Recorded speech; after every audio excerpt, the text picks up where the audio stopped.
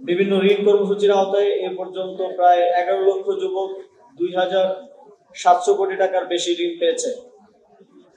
প্রশিক্ষিত যুব সমাজের মধ্যে 24 লক্ষাধিক আত্মকর্মসংস্থানে নিয়োজিত রয়েছে এবং বাকিরা দেশে বিদেশে সম্মানজনক কর্মসংস্থানে নিয়োজিত রয়েছে। তাছাড়া যুব উন্নয়ন অধিদপ্তর ইতিমধ্যে 18,000-এরও বেশি যুব সংগঠনের সঙ্গে সম্পৃক্ত হয়েছে। এর মধ্যে 5,800টি সরাসরি অধিদপ্তরের নিবন্ধিত, 2,375টি স্বীকৃতিপ্রাপ্ত এবং অন্যান্যগুলো তালিকাভুক্ত। এসব যুব সংগঠন সচেতনতা বৃদ্ধি, দুর্যোগ মোকাবিলা, ত্রাণ বিতরণ, পরিচ্ছন্নতা অভিযান, টিকা প্রদান, রক্তদান সহ বিভিন্ন সমাজসেবামূলক কার্যক্রমে অগ্রগণ্য ভূমিকা পালন করে আসছে। এছাড়া যুব সমাজের স্বার্থে সরকার বিভিন্ন প্রকল্প বাস্তবায়ন করছে, যার মধ্যে উল্লেখযোগ্য বায়োগ্যাস প্ল্যান্ট স্থাপনের প্রশিক্ষণ সংক্রান্ত ইম্প্যাক্ট প্রকল্প, ভ্রাম্যমাণ আইসিটি প্রশিক্ষণ, ফ্রিল্যান্সিং প্রশিক্ষণ প্রকল্প, যানবাহন চালনা বিষয়ক প্রশিক্ষণ। এছাড়াও economic acceleration and resilience for need earn নামে বিশ্বব্যাংকের সহায়তায় সরকার একটি প্রকল্প বাস্তবায়নের পথে রয়েছে, যেই প্রকল্পে প্রায় 9 লক্ষ যুবক ও যুব নারীকে প্রশিক্ষণ এবং কর্মসংস্থানের ব্যবস্থা করা হবে। একই সঙ্গে আর্টিফিশিয়াল ইন্টেলিজেন্স ও অটোমেশন বিষয়ক দক্ষতা বৃদ্ধির উদ্যোগ নেওয়া হয়েছে।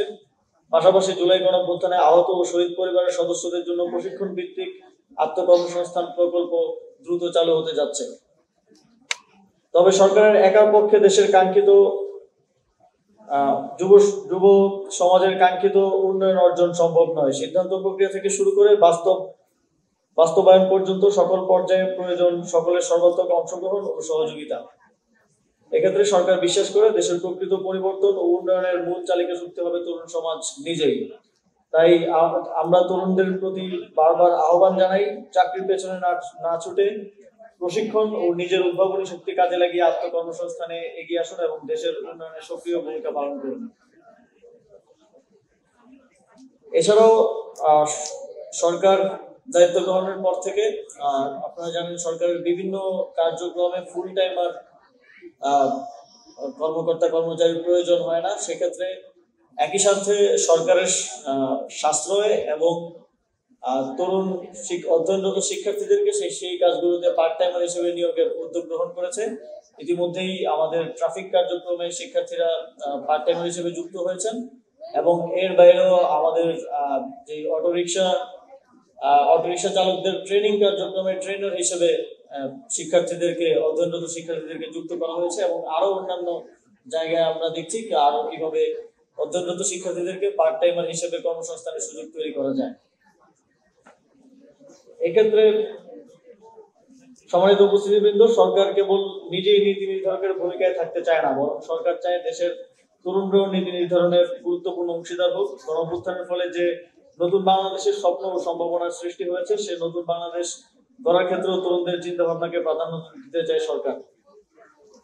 সরকার তাদের কথা শুনতে চায়, তাদের দৃষ্টিভঙ্গি জানতে চায় এবং তাদের চাহিদাকে বুঝতে চায়। এই উদ্দেশ্যেই যুব উন্নয়ন অধিদপ্তর দেশের 10টি বিশ্ববিদ্যালয়ে পলিসি কম্পিটিশন আয়োজনের উদ্যোগ নিয়েছে, যার মাধ্যমে তরুণদের চিন্তা ভাবনা ও প্রস্তাবগুলো রাষ্ট্রীয় নীতিতে অন্তর্ভুক্ত করার চেষ্টা করা হবে। পাশাপাশি আগামী অক্টোবর মাসে বাংলাদেশ ইউথ সামিট অনুষ্ঠানের কাজও এগিয়ে চলছে, যেখানে দেশ বিদেশের তরুণ প্রতিনিধিদের আমন্ত্রণ জানিয়ে তাদের স্বপ্ন, চিন্তা ও কর্ম পরিকল্পনা জানা হবে এবং সেই ভাবনা দেশের উন্নয়নে কাজে লাগানো হবে।